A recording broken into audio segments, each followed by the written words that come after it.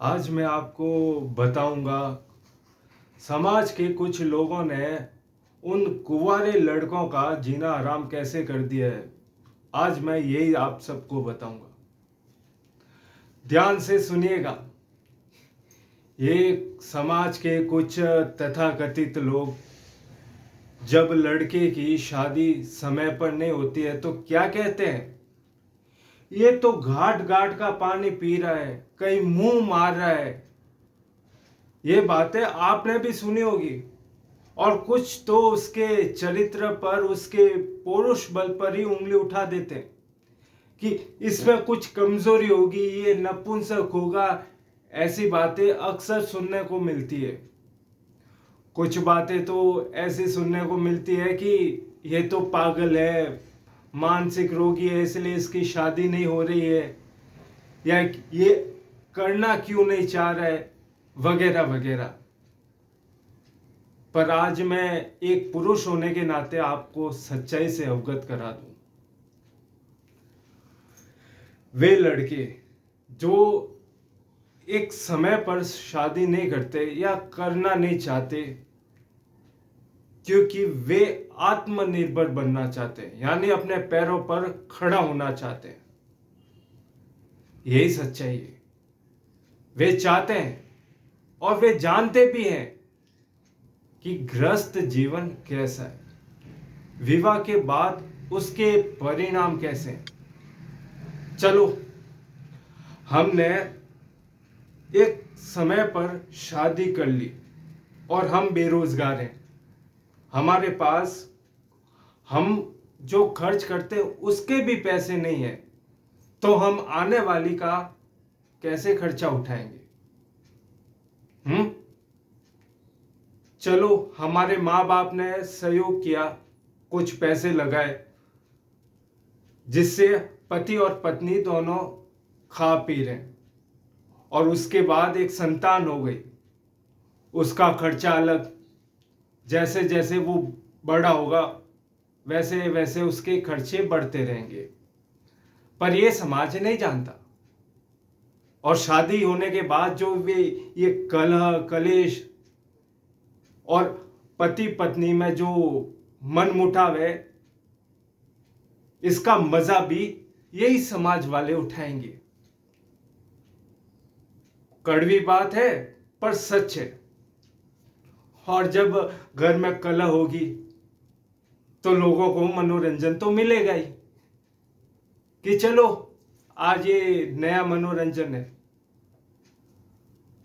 पर ये कोई नहीं जानता कि वो लड़का आत्मनिर्भर बनना चाहता है, अपने पैरों पर खड़ा होना चाहता है,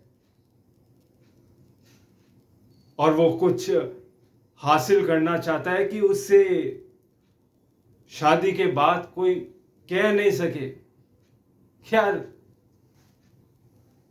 ये क्या कर दिया। पहले सोचना तो था। ऐसे भी लोग होते हैं।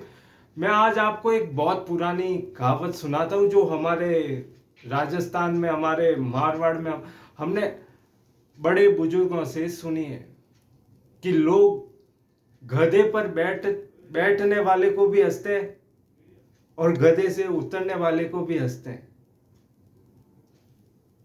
ये मैंने अपने नानी जी से सुनी थी।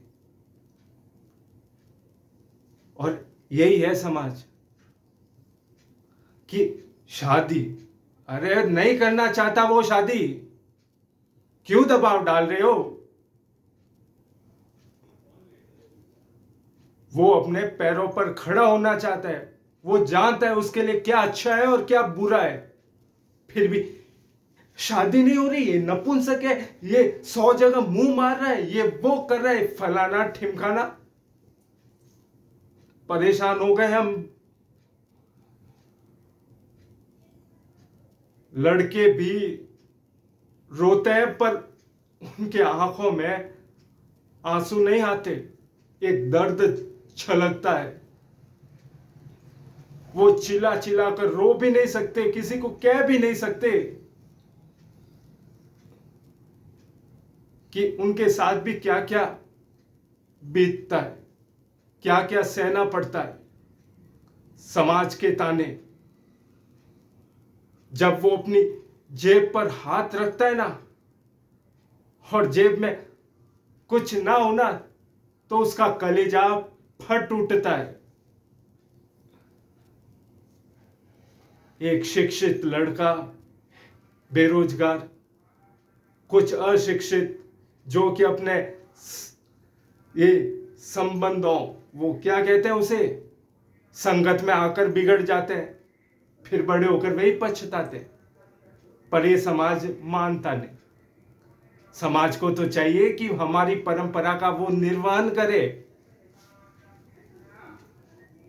मैं आप सबसे भी ये अपील करता हूं, जब तक आप पैरों पर खड़े ना हो जाएं और आप स्वयं आत्मनिर्भर ना हो जाए तब तक ये शादी जैसा फैसला मत उठाइए। क्योंकि आपने शादी तो कर ली, पर शादी के बाद जो परिस्थितियां आएगी उसका सामना कैसे करोगे? ये 7 फेरे, अग्नि के सामने 7 वचन, ये प्रतिभोज यानी दावत, यहां तक तो आपको मजा आएगा। लेकिन जब आपकी शादी हो जाएगी उसके बाद जो शादी का सफर है वो बहुत कठिन और चुनौतीपूर्ण है। इसलिए समाज जो कुछ भी कहता रहे, आप सब लड़कों से मैं अनुरोध करता हूं कि आप सभी आत्मनिर्भर बने। और रही शादी की बात, तो वो आप प्रेम करके भी कर सकते हैं। मैं गलत नहीं कह रहा हूं, प्रेम विवाह भी उचित है।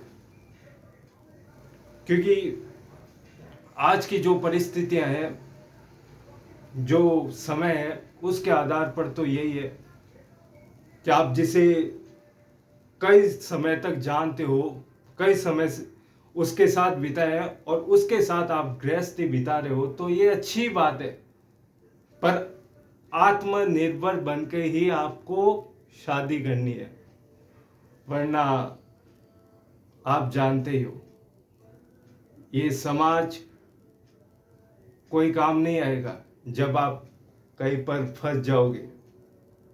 आपकी शिक्षा, योग्यता, आपका सामर्थ्य और आपने जो जीवन में कमाया है वही काम आएगा। इसलिए विवेक, बुद्धि और अपने ऊपर आत्मविश्वास बनाए रखें। धन्यवाद।